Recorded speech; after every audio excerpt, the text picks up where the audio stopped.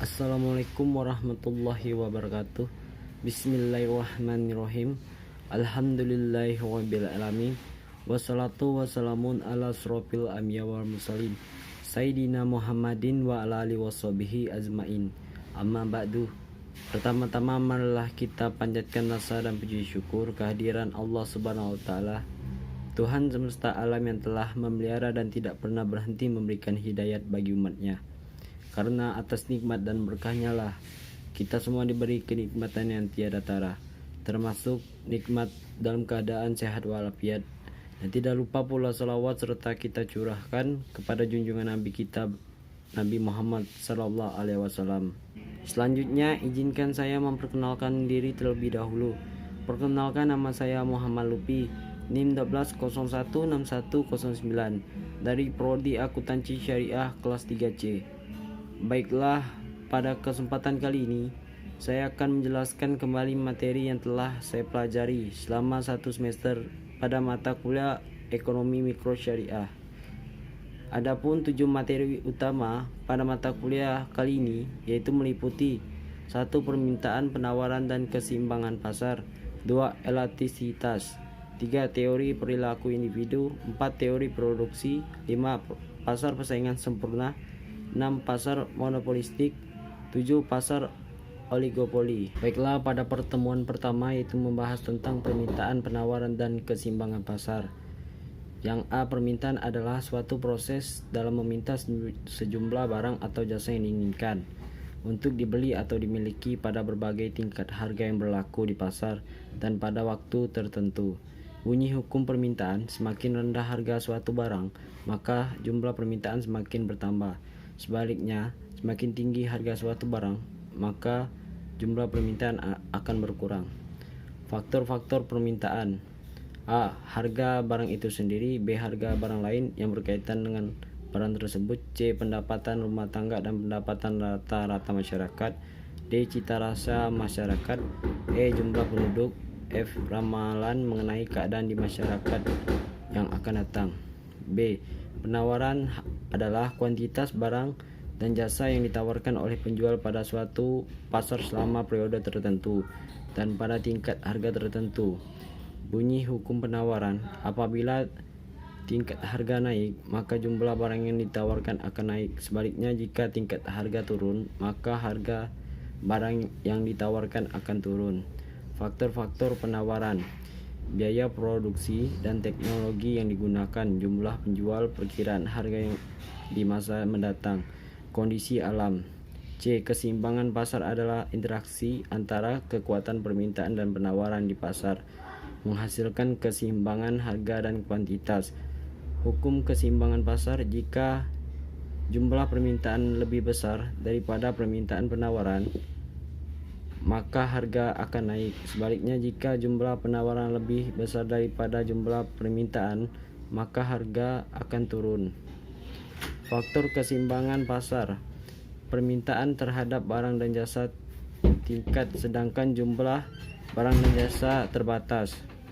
Tinggi rendahnya biaya produksi: produsen mengetahui selera konsumen, penawaran kepada barang dan jasa bertambah, sedangkan daya beli dari konsumen mengalami pengurangan.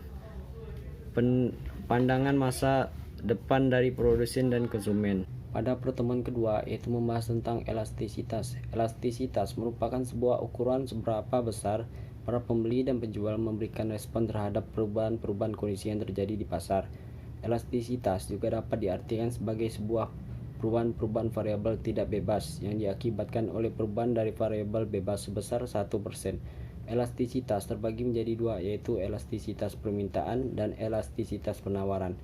Elastisitas permintaan adalah besarnya pengaruh persentase perubahan harga terhadap persentase perubahan jumlah barang yang diminta. Elastisitas permintaan mengukur perubahan relatif dalam jumlah unit barang yang dibeli sebagai akibat perubahan salah satu faktor yang mempengaruhinya. Ada faktor-faktor yang mempengaruhinya seperti harga barang lain atau barang substansi, persentase pendapat yang digunakan atau jenis barang, jangka waktu perubahan-perubahan yang terjadi di pasar, tersedianya sarana kredit. Kedua, elastisitas penawaran merupakan besarnya pengaruh persentase perubahan harga terhadap persentase perubahan jumlah barang yang ditawarkan.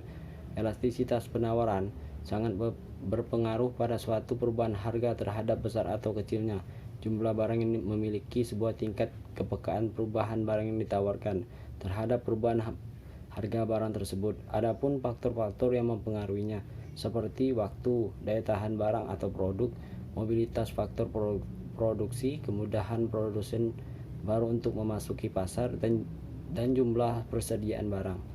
Pada pertemuan ketiga, yaitu membahas tentang teori perilaku individu.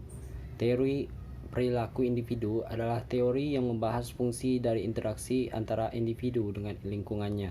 Individu membawa tatanan dalam organisasi berupa kemampuan, kepercayaan pribadi, pengharapan, kebutuhan, dan sangat aktifnya persaingan, promosi, penjualan, pengalaman masa lainnya.